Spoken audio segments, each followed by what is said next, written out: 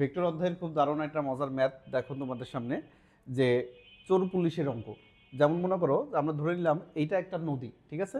নদী, এই নদীর এক পাশে অপর পাশে আমাদের এখানে দাঁড়ায় আছে চোর, ঠিক আছে?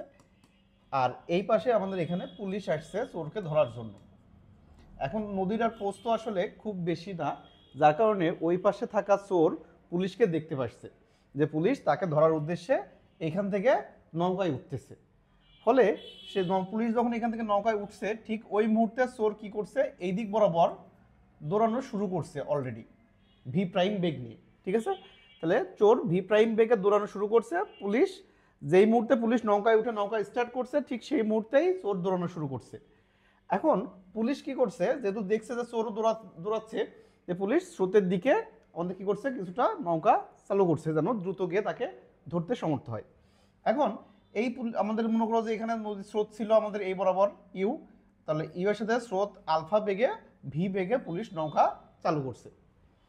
এখন প্রশ্ন হচ্ছে যে এই চোর আসলে কত বেগে যে দৌড়ায় যেন পুলিশ কি করছে, তাকে নৌকা নিয়ে সাথে সাথে গিয়ে নদীর পাড়ে তাকে ধরে ফেলবে।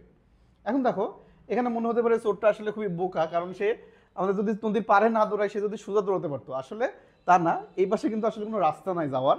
তাকে যেতে হলে এখান থেকে একটা সার্টেন দূরত্ব যাওয়ার পরে তার কাছে রাস্তা আছে, সে সেটা যাইতে পারবে।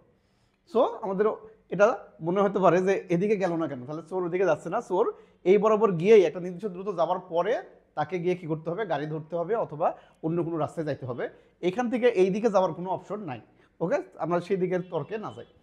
তাহলে এখন পুলিশ যদি সরাসরি গিয়ে চোরকে ধরে, তাহলে কী ঘটনা ঘটবে আসলে? যে আমরা জানি যে নদীতে যখন আমাদের স্রোত থাকে, তখন আমরা যখন নৌকা চালু করি, নৌকা যে বরাবর স্টার্ট করা হয় সেই বরাবর তো গিয়ে পৌঁছায় না। নৌকা পৌঁছায় কোথায়? স্রোত আর নৌকার বেগের লব্ধি বেগে সোজা। আমাদের লব্ধি বেগটা কোন বরাবর কাজ করবে? আমরা ধরলাম লব্ধি বেগটা আমাদের এই বরাবর লব্ধি বেগ কাজ করবে।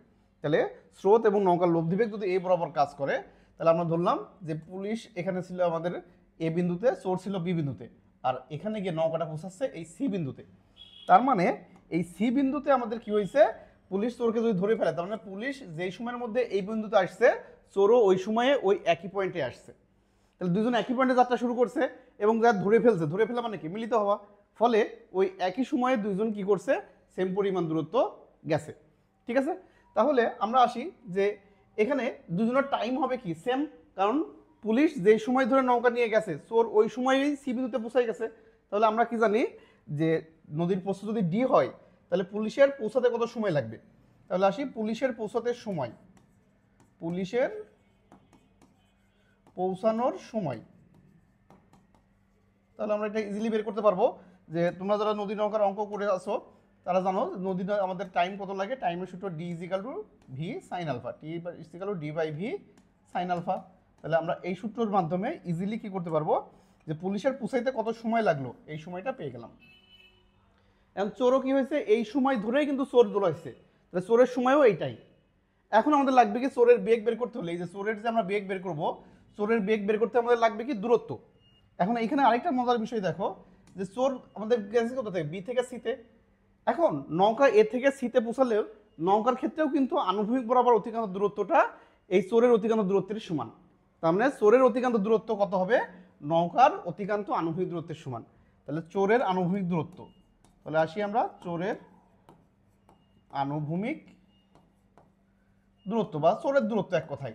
তাহলে চোরের দূরত্ব বিসি, এখানে আমরা চিত্র অনুযায়ী কি লিখছি বিসি।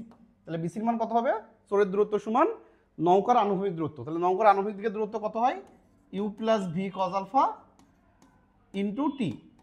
এখন নদী নৌকার অঙ্ক তোমরা যারা করনি তারা আমাদের নদী নৌকার আগের ভিডিওটা দেখে আসতে পারো। ওইখানে এই যে আনুভূমিক দূরত্ব, টাইম, এই সকল সূত্রগুলো কীভাবে আসলো, এগুলো কীভাবে নির্ণয় করতে হয় সুন্দরভাবে এক্সপ্লেন করা আছে, যে নদী নৌকার যাবতীয় বিষয়ে একটা ভিডিওতে আছে, তোমরা এটা দেখে নিতে পারো। এখন দেখো তাহলে আমাদের এইটাই চোরের দূরত্ব, চোরও এই সমান দূরত্বই গেছে, আবার এই একই টাইমে গেছে। তাহলে আমরা দূরত্ব জানি, টাইম জানি, তাহলে আমাদের চোর যেহেতু সমবেগে দৌড়াচ্ছে, তাহলে ইজিলি আমরা কি করতে পারবো, চোরের বেগটা বের করতে পারবো। অতএব চোরের বেগ, তাহলে চোরের বেগ কত হবে, আসো যে বেগ ভি প্রাইম ইজিক্যাল টু দূরত্ব বাই সময়।